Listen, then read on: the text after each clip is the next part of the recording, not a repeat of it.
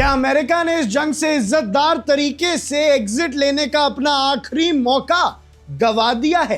क्या ईरान ने इस बार सीधा यूएस को चैलेंज कर दिया है और ऐसी धमकी दी है जिससे ट्रंप कांप उठे हैं? इस्लामाबाद की टॉक्स फेल हो चुकी हैं और ईरान ने अमेरिका को आखिरी वार्निंग दी है, जिसके बाद अब यूएस डेलीगेशन वापस जा रही है, वो भी खाली हाथ। जी हां दर्शकों, यूएस के वाइस प्रेसिडेंट के हाथ कुछ नहीं लगा और अब वो खाली हाथ वापस जा रहे हैं। 11 अप्रैल को इस्लामाबाद में दुनिया की नजरें टिकी हुई थी। हाई स्टेक टॉक्स हो रहे थे। यूनाइटेड स्टेट्स और ईरान के बीच में मीडिएटर का रोल अदा कर रहा था पाकिस्तान, और एक्सपेक्टेशन ये थी कि शायद इस बार कोई ब्रेक थ्रू मिलेगा और इस जंग को अंत करने का कोई ना कोई तरीका सामने आ जाएगा।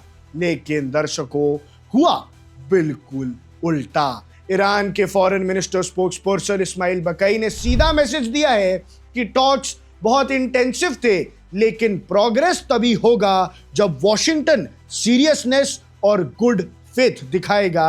यानी ईरान का कहना है कि वॉशिंगटन अभी भी मजाक के मूड में लग रहा है और ईरान इस बात को बख्शेगा नहीं। उन्होंने एक और स्ट्रॉन्ग वार्निंग जारी कर दी है कि एक्सेसिव डिमांड्स और अनलॉफुल रिक्वेस्ट से बात ही नहीं बनेगी। यानी जितनी भी बड़ी बड़ी रिक्वेस्ट यूएस कर रहा है, ईरान उसको मानने के आसपास भी नहीं है, और अगर उन रिक्वेस्ट का जिक्र भी होगा तो ईरान टेबल से उठ के चला जाएगा। मतलब बात एकदम क्लियर है। ईरान ने यूएस के सामने एक लाइन खींच दी है कि जंग से हम डरते नहीं हैं और तुम्हारी कोई भी शर्त के आगे हम नहीं झुकेंगे। ये टॉक सिर्फ एक नॉर्मल डिप्लोमैटिक मीटिंग नहीं थी दर्शकों, यहाँ स्टेक्स बहुत बड़े थे। स्ट्रेट ऑफ हॉर्मुज भी इंक्लूडेड था, जहां से दुनिया का मेजर ऑयल सप्लाई गुजरता है, और उस पर भी कोई क्लैरिटी नहीं आई। ईरान ने अब भी हॉर्मुज पे अपनी पकड़ बना रखी है।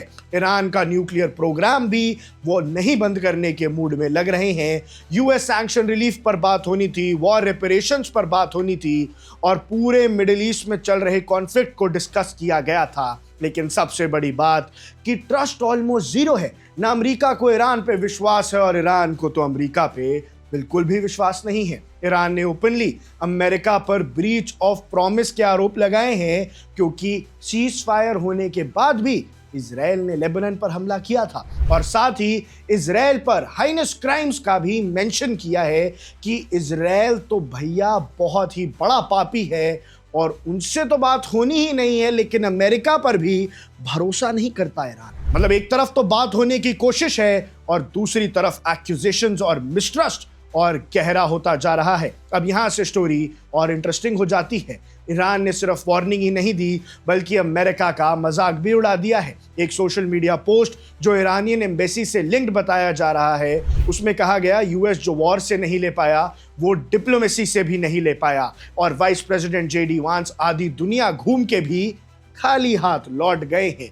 डिप्लोमेसी में ऐसे स्टेटमेंट्स बहुत रेयर होते हैं और ये दिखाता है कि टेंशन कितनी गहरी हो चुकी है, और ईरान और यूएस के बीच बातचीत से हल निकलता हुआ नजर बिल्कुल भी नहीं आ रहा है। डोनाल्ड ट्रंप के एरा के बाद से यूएस और ईरान के रिलेशंस फ्रेजाइल थे, और अब इस्लामाबाद टॉक्स फेल होने के बाद क्या यूएस अपनी डिप्लोमैटिक पावर भी खो चुका है? ये सबसे बड़ा सवाल है। आपको क्या लगता है? आपकी क्या राय है? हमें कमेंट सेक्शन में जरूर बताइएगा। अब दिख रहे हैं वन इंडिया, मैं हूं आकुश Kaushik. Subscribe to One India and never miss an update. Download the One India app now.